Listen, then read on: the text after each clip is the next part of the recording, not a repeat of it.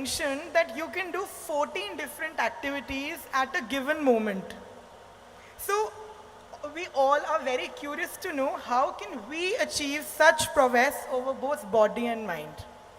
Oh, whoever said this, I didn't say anything like that. Anyway, do you have a liver Yes, I do. functioning? Yes.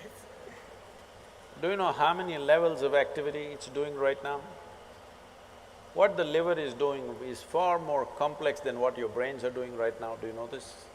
A brainless liver, if it can do so many things, a brained Praneeth, how many things?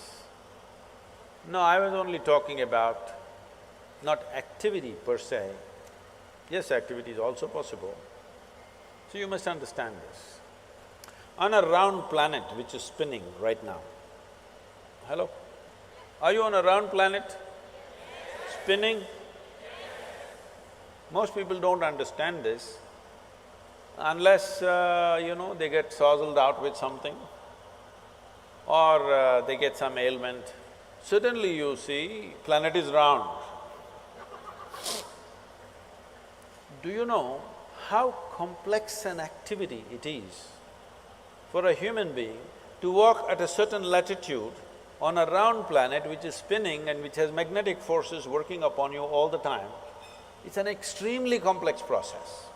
You ask a child who is, let's say, 1 year of age, he knows how complex it is. Have you seen? But the moment you learn to walk, you assume that it's nothing, walking is nothing and you're sick of walking, you want to drive a car, you want to ride a motorcycle. But walking is such a complex process, not 14. 1,000 different functions, your knees and your brains and the fluids in your body, all of them are doing all the time. If only you could conduct these things consciously, you would be doing 1,000 things. Anyway, you're doing it. But if you could conduct this consciously, you would do 1,000 things at a time. So I was only talking about different channels of mind, which you don't have to actually conduct, you just have to initiate and leave. It will go on. For you to think about your neighborhood girl, do you have to initiate action every time? No. Once you look at her, it just goes on by itself. Why? Because you're drawn to it. If you are drawn to 10 different things at the same time, mind is capable of creating 10 different channels and keep it running. A complex mathematical problem, a sensation, a music, some raga, this, that, 100 things at the same time, because that is how complex human mind is. This complexity you can use either to drive yourself crazy with unbridled thought and emotion, or if you harness it, it can do things that nobody has imagined possible. It can do things in a miraculous way. You can manifest things in a phenomenal way if the necessary training goes. If somebody is walking there, if you just look at them, how they're walking, you can make out whether they're physically fit or not. Yes or no? Body has been worked upon, you can see it or no, just by the walk. Similarly, whether the mind has been worked upon or not, whether your energies have been worked upon or not, is something that's visible. Most people may not see, but if you pay attention, you will see. Right now, most human beings, the problem is we gave you a super computer. The most sophisticated machine on this planet is this human mechanism. I am asking you, have you read the user's manual? Hello? No. When you're going to read it? On the last day?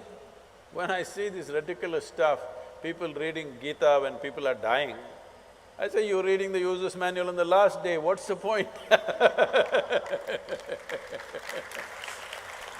If you buy a phone, should you read the user's manual in the first 3 days or after 3 years when you want to get rid of the phone?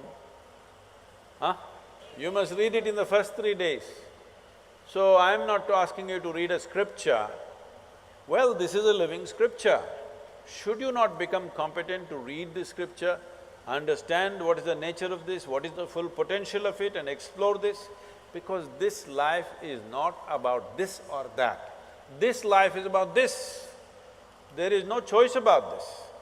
It is just that you can enslave this life to something else and think it's about that. But actually it's about this. Are you okay with this?